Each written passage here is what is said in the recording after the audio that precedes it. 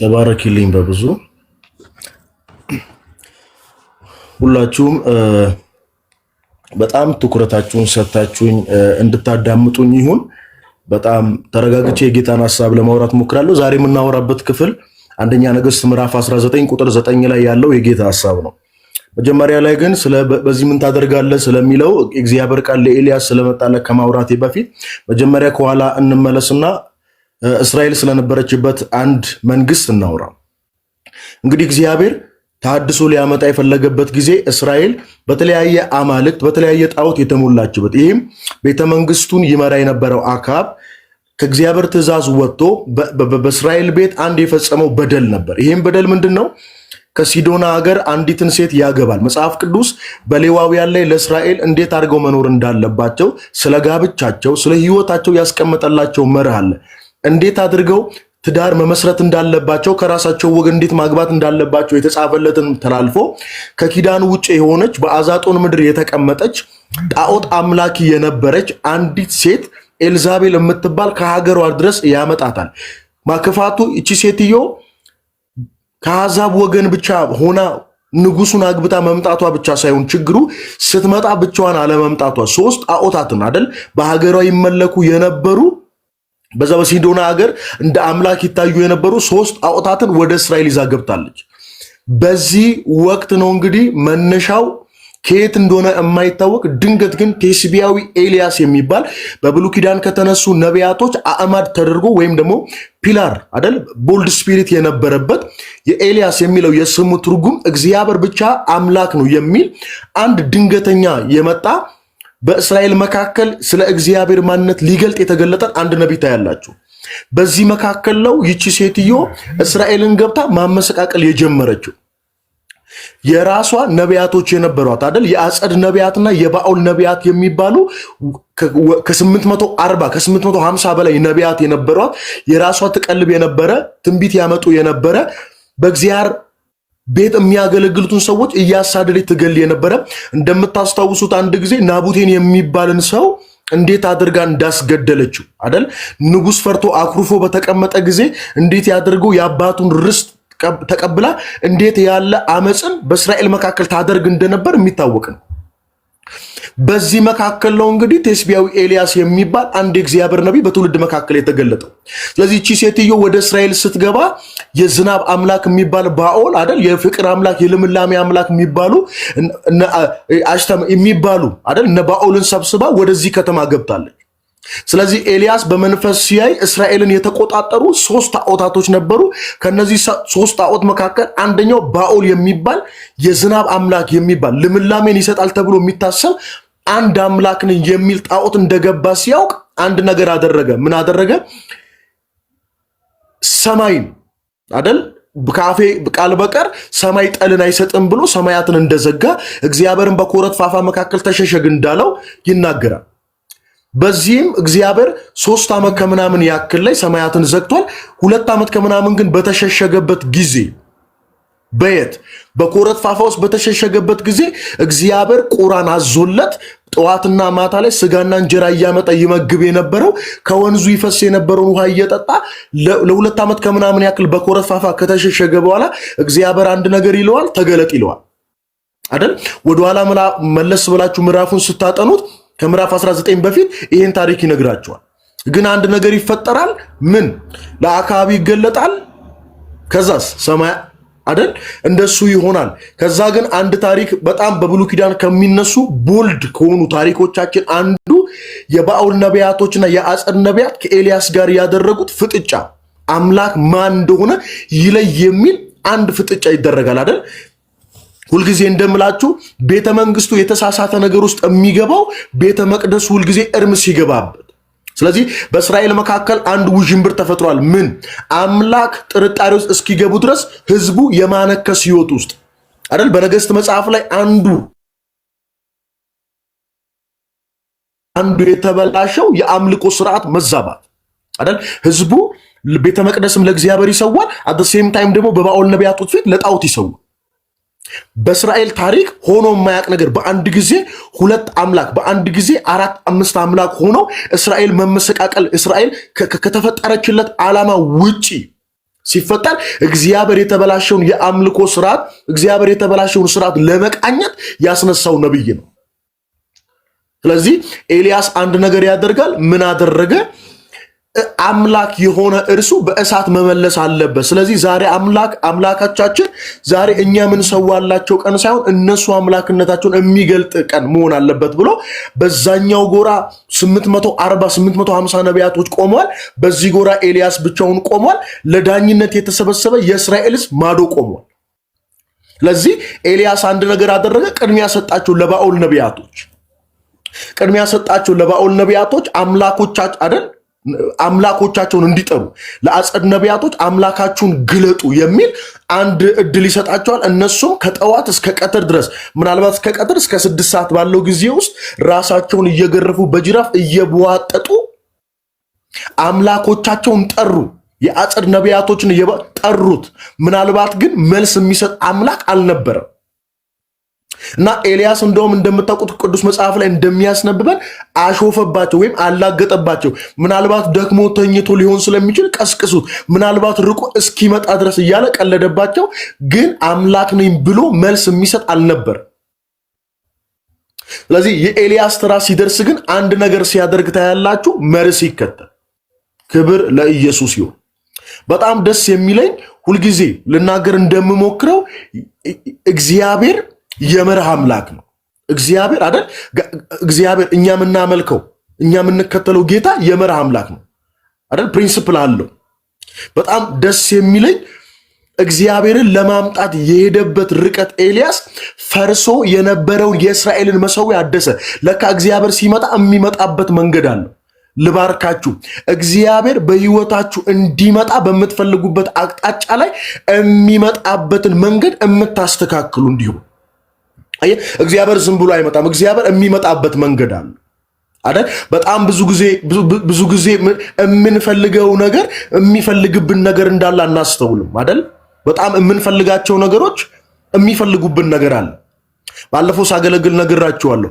አይጥን በወጥመድ የምታጠምዷት የምትፈልገውን ምግብ ወጥመድ ውስጥ አስቀምጣችሁላት ነው። አየህ፣ በምትፈልገው ነገር ነው የምትፈልገው እሷ የምትያዘው። ስለዚህ የምትፈልጉት የእግዚአብሔር ዓለም እንዲገለጥ የሚፈልግባችሁን ነገር ማድረግ አለባችሁ። ኤልያስ ያደረገው ይሄ ነው። የሚፈልገው እግዚአብሔር በመለኮትነቱ ምድር ላይ እንዲገለጥ እሱ ብቸኛ የሚችል አምላክ መሆኑን ለማሳየት የሚመጣበትን መንገድ አበጀ። ምን? ፈርሶ የነበረውን የእስራኤልን መሠዊያ አደሰ ይላል። እግዚአብሔርን ከመጥራቱ በፊት የሚመጣበትን መንገድ ቀደደ። እኔ ልባርካችሁ በኢየሱስ ስም። አምላክ በህይወታችሁ እንዲገለጥ የሚፈልገው ነገር በህይወታችሁ ላይ ይገኝላችሁ። አየህ፣ እግዚአብሔር የሚመጣበትን መንገድ አቀና። የእግዚአብሔርን መንገድ ጥርጊያውን አስተካከለ። እንዴት አድርጎ? ፈርሶ የነበረውን የእስራኤልን መሠዊያ አደሰ ይላል። ፈርሶ የነበረው አየህ፣ በእግዚአብሔርና በህዝቡ መካከል የሚገናኙበት አንድ ነገር ነበር። ምን? መሠዊያ ፈርሷል፣ አደሰው አይደል? ለያዕቆብ 12 ልጆች እንደተደረገ ድንጋይ ያደረገ ረበረበ። ከዛስ በኋላ ውሃን አደረገ፣ የሚቃጠል መስዋዕትን አደረገና የአባቶቼ የአብርሃም አምላክ ብሎ መጣራት ጀመረ።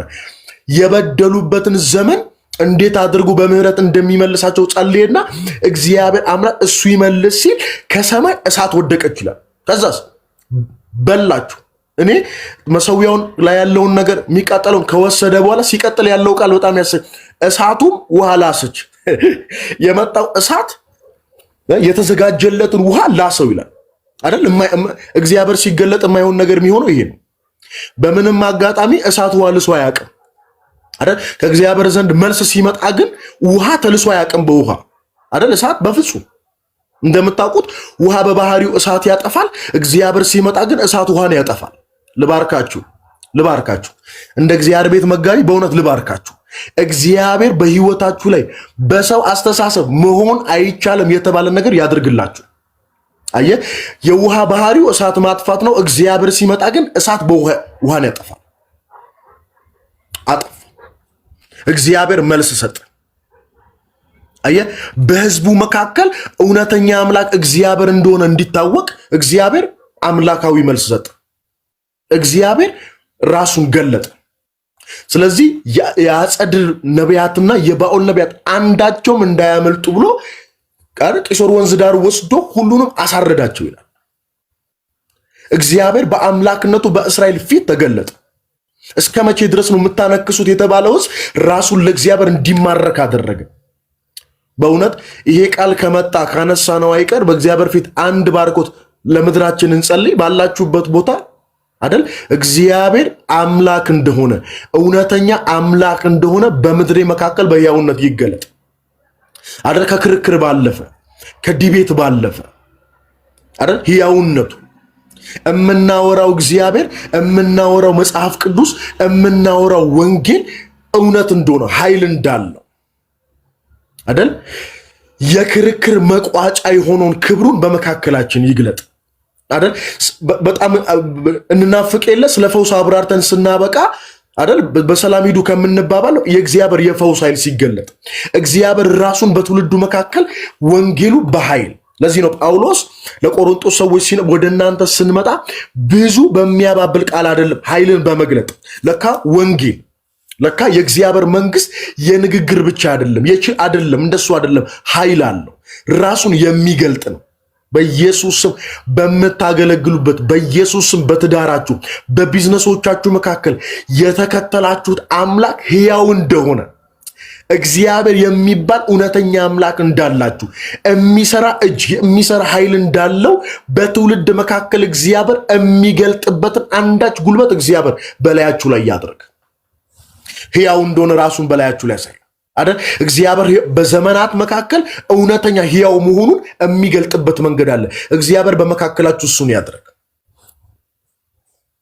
አምላካችሁ ወዴት ነው ስትባሉ የምትከተዩ እግዚአብሔር ወዴት ነው ስትባይ ኃይል አልባ የሆነ እንቅስቃሴ አይሆንባችሁ።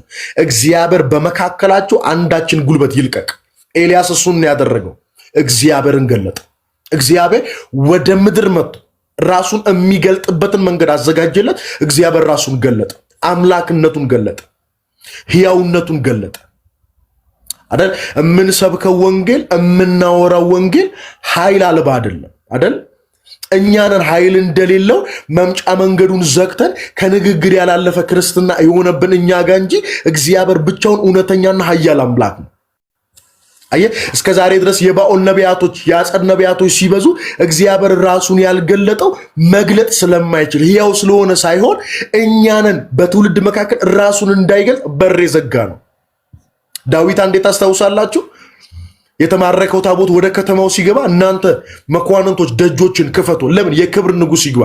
አየህ የክብር ንጉስ እንዲገባ ሹማምንቶች እንዲገባ ቀሳውስት በር መከፈት አለበት። ልባርካችሁ እግዚአብሔር በትውልድ መካከል በስራችሁ መካከል ራሱን ኃያልነቱን መግለጥ ሲፈልግ አንቺ ቤት ዝግ በር አይሁንበት፣ አንተ ቤት ዝግ በር አይሁንበት፣ የሚገባበት በር ይሁንለት። በኢየሱስም ልባርካችሁ። አሜን ካላችሁ የሚገባበት በር ይከፈት። ኤልያስ ከፈተለት። በእስራኤል መካከል እግዚአብሔር እውነተኛ አምላክ መሆኑን እንዲገልጥ ኤልያስ መሰዊያውን ሰርቶ በር ከፈተ። ክብር ለኢየሱስ ይሁን። እግዚአብሔር ታላቅ ክንዱን ገለጠ።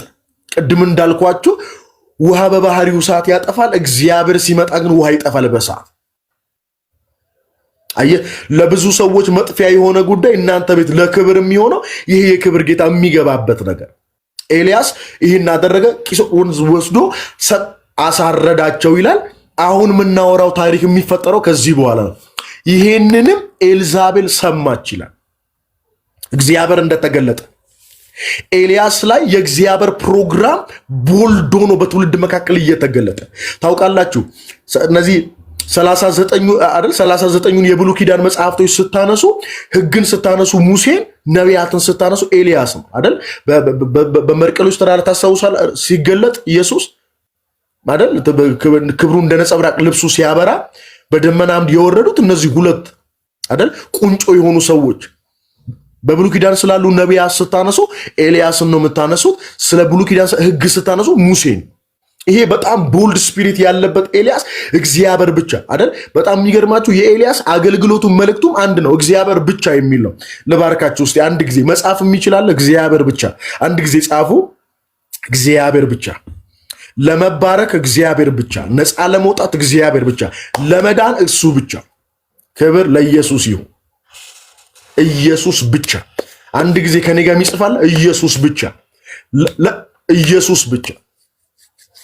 ለመዳን ስናነሳ እሱ ብቻ፣ ለህይወት ስናነሳ እሱን ብቻ። የኤልያስ መልእክት ይሄ ነው። የስሙም ትርጉም እግዚአብሔር ብቻ የሚለው የአገልግሎቱም ሴንተር የሚያደርገው እግዚአብሔር ብቻ፣ ሌላ የለም። የምታስተያዩለት ከስሙ ጎን የምታመጡለት እኩያ የለውም። ክብር ለኢየሱስ ይሁን።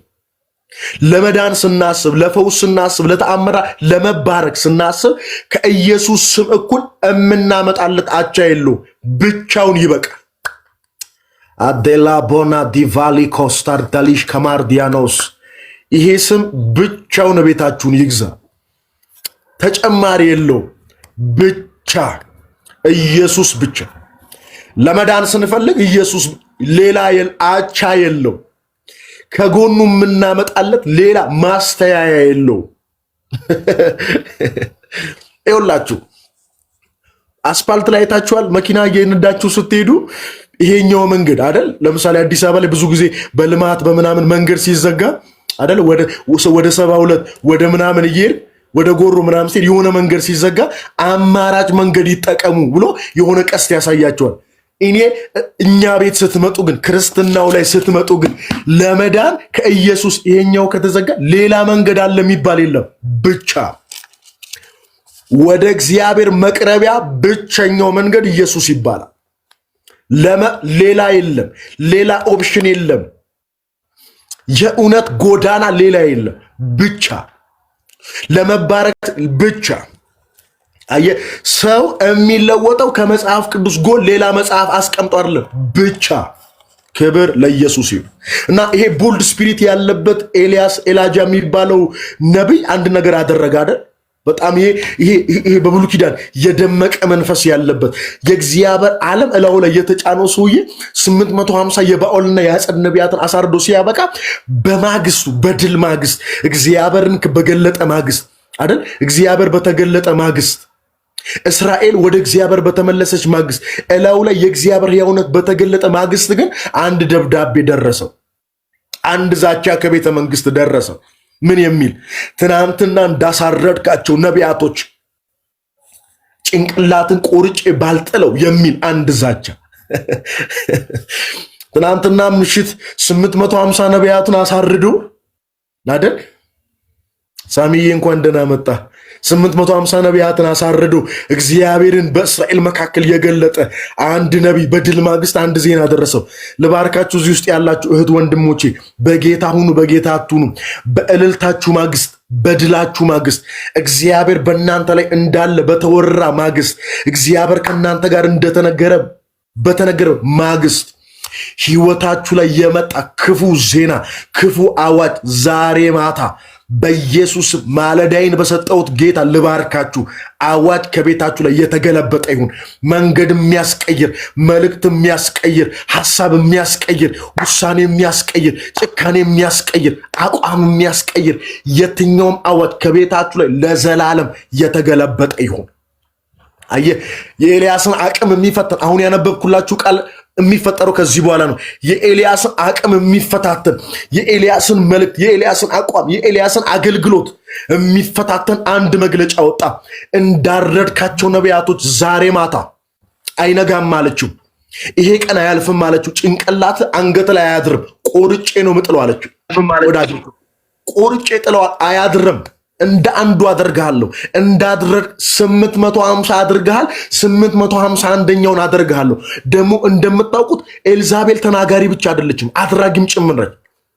ስለ ኤልዛቤል ስታጠኑ በግልሙትና ብቻ አይደለም ከአፏ የሚወጣ ታስታውሳላችሁ። አንድ ጊዜ የናቡቴንን እርሻ 3 አማራጭ አቅርቦ ልውሰድብህ ሲለው አልሰጥም ብሎ አይደል? ንጉሥ አኩርፎ በቤቱ በተቀመጠ ጊዜ ስለምን ታኮርፋለህ? እኔ እሰጣለሁ። ሴትዮዋ ካለች ታደርገዋለች። ክፉ ምስክር አዘጋጅታ በትውልድ መካከል ናቡቴንን እንዴት አስደብድባ እንዳስገደለች መጽሐፍ ስታጠነዋል። እች ሴትዮ ካለች ታደርገዋለች። ኤልያስን አቅሙን የሚያስቀይር ውሳኔውን የሚያስቀይር አዋጅ ከቤተ መንግስት ከዚች ክፉ ሴት ወጣ። እኔ ልባርክሽ፣ እኔ ልባርክሽ፣ ሳይመን ልባርክ፣ ገኒ ልባርክሽ፣ ዲቦዬ ልባርክሽ፣ ሪች ልባርክሽ፣ ጽዬ ልባርክሽ፣ መስዬ ልባርክህ። እዚህ ውስጥ ያላችሁ እህት ወንድሞቼ ልባርካችሁ። ለአገልግሎታችሁ ያላችሁን አቋም፣ ለእውነት ያላችሁን አቋም፣ መልእክታችሁን ሊያስቀይራችሁ የሚችል አቋማችሁ ሊያስቀይራችሁ፣ ቅንነታችሁ ሊያስቀይራችሁ የሚችል አቁም በድላችሁ ማግስት የመጣ የትኛውም አዋጅ በኢየሱስ ስም ዛሬ ማታ የተገለበጠ ይሁን። አደና ዲጋባ ነው። ዛሬ ማታ ከቤታችሁ ላይ፣ ከትዳራችሁ ላይ፣ ከህይወታችሁ ላይ በኢየሱስ ስም የተገለበጠ ይሁን። ይሄ ድል አድራጊው ኤላጃ፣ ይሄ ድል የሚያደርገው የብሉይ ኪዳን ትልቁ ነቢይ እላው ላይ ደማቅ መንፈስ የተቀመጠበት ታውቃላችሁ። ኤልያስ ናውረድ ስትሉት ወርዳለሁ አይደለም የሚለው እሳት ይሁን። ይሄ ደፋር ነቢይ ይሄንን የሚያክል አምላክ ወደ ምድር አምጥቶ ከገለጠ በኋላ ፈራ ይላል። ይኸውላችሁ ቁጥር 19 ምዕራፍ 19 ቁጥር 1 ላይ አካብ ኤልያስን ይህን ሁሉ እንዳደረግ ነቢያትን በሰይፍ እንደገደለ ለኤልዛቤል ነገራት ይላል። ለኤልዛቤል የነገራት ባሏ ነው፣ ንጉሱ ነው። ንጉስ እያለ እሷ ነች የምትመራው። ኤልዛቤልም ነገ በዚህ ጊዜ ነፍስን ከነዚህ እንደ አንዲቱ ነፍስ ባላደርጋት አማልክት ይህንን ያድርጉብኝ፣ ይህንን ይጨምሩብኝ ብላ በመሐላ ደብዳቤ ላከችለት። ይሄ ወዳጆች ወይ ሲቀጥል ያለው ቃል ስሙ ብላ ወደ ኤልያስ መልእክት፣ ኤልያስም ፈርቶ ተነሳ ይላል። ከዛ ነፍሱን ሊያድን ሄደ። በይሁዳም ወዳለው ቤርሳቤ መጥቶ ብላቴናውን በዚያ ተወ። እርሱም አንድ ቀን የሚያህል መንገድ በምድረ በዳ ሄዳ መጥቶም ክትክታ ዛፍ በታይ ተቀመጠ። ይበቃኛል፣ አሁንም አቤቱ እኔ ከአባቶቼ አልበልጥም፣ ነፍሴን ውሰዳት ብሎ። እናንተ ደንግጦ ማያውቀው ነቢይ፣ ፈርቶ ማያውቀው ነቢይ፣ አንድም ቀን በእግዚአብሔር ፕሮግራም ላይ አማራጮቹን አይቶ ማያውቀው ነቢይ እጅ ሰጠ በአንዲት ሴት ዛቻ። ትናንትና እግዚአብሔር በትውልድ መካከል ቦልዶኑ እንዲገለጥ የአምልኮ ስርዓት ከእግዚአብሔር ውጭ አይመለክም ብሎ ቅኝት ያስተካከለ ነቢይ በአንዲት ሴት ዛቻ ከፕሮግራሙ በቃኝ አለ። እየሄደ ካለው አገልግሎት ይበቃኛል አለ። እግዚአብሔር ሳይጨርስ ነቢዩን አስጨረሰችው። እግዚአብሔር በህይወቱ ያለውን ፕሮግራም ሳይጨርስ፣ እግዚአብሔር በህይወቱ ያለውን እቅድ ሳይጨርስ ሞትን ተመኘ። መቀጠል እንደማይችል ተረዳ። ኧረ እዚህ ውስጥ ልባርካችሁ፣ መንፈስ ቅዱስ መንፈሴ ላይ ይናገር፣ እርግጥ ያወራኛል። እኔ በብዙ ተስፋ መቁረጥ ውስጥ ያላችሁ፣ በብዙ ድፍረት በብዙ ትጋት ትጸልዩ ታገለግሉ የነበረ ትሮጡ የነበረ ህይወታችሁ ላይ ከመጣው ከመናፍስት ዛቻ የተነሳ ግን ይበቃኛል ያላችሁ፣ ተስፋ መቁረጥ ውስጥ ነገ የሚባል ምዕራፍ የማይታያችሁ ሰዎች ዛሬ ከጆሮአችሁ ላይ ይሄ አዋጅ የተገለበጠ ይሁን በኢየሱስ። አንድ ሰው መጻፍ ይችላል። አንድ ሰው ማይኩን ከፍቶ ማውራት ከቻለ፣ አንድ ሰው መጻፍ ከቻለ በዛቻ ዓላማዬን አልቀይርም። በጌታ በዛቻቸው በኢየሱስ ስም በአዋጃቸው አገልግሎት አልተውም። በዛቻቸው መንገድ አልቀይርም። በዛቻቸው ከእውነት መስመር አልወጣም። በዛቻቸው ቅንነቴን አልተውም። በዛቻቸው ከተፈጠርኩለት አያማርቅም። ልባርካችሁ፣ በደረሰባችሁ ዛቻ ከተቀመጠላችሁ ከተፈጠራችሁለት ዓላማ ፈቀቅ እንዳትሉ ዛሬ ማታ እግዚአብሔር ከመንፈሳችሁ ላይ ይሄንን ክፉ አዋጅ ይገልብጠው። ዛሬ እግዚአብሔር ጸጋን ያብዛላችሁ። ኤልያስ ይበቃኛል አለ። ከክትክታ እናንተ ስፍራ አስለቀቀችው። ያንንም ያክል አገልጋይ እግዚአብሔር በላዩ ላይ ለብዙ ሰዎች መድረስ የሚችል ቅባት ይዞ በቃኝ አለ።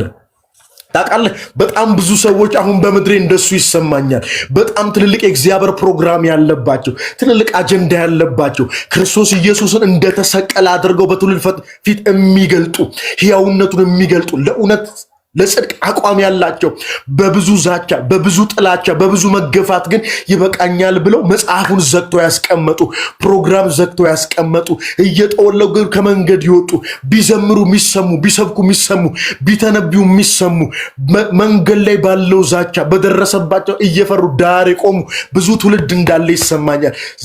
ዛሬ ማታ ይሄንን ፕላትፎርም እግዚአብሔር ወንጌል እንድሰብክበት እድል ከሰጠን እጸልያለሁ ከእናንተ ጋር። ኤልያስም አጥብቆ ጸልይ እንደሚል አጥብቄ በኢየሱስ ስም እጸልያለሁ። ዛሬ ማታ ወደ ፕሮግራማቸው እንዲመለሱ፣ ዛሬ ማታ ወደ ጥሪ እንዲመለሱ፣ ዛሬ ማታ ወደ ህልማቸው እንዲመለሱ፣ ዛሬ ማታ ወደ ራያቸው እንዲመለሱ። እናንተ ብላቴናውን ተወ ይላል። እጃችሁ ላይ ያለውን ፕሮግራም ያስተወዛቻ ከቤታችሁ የተገለበጠ ይሁን።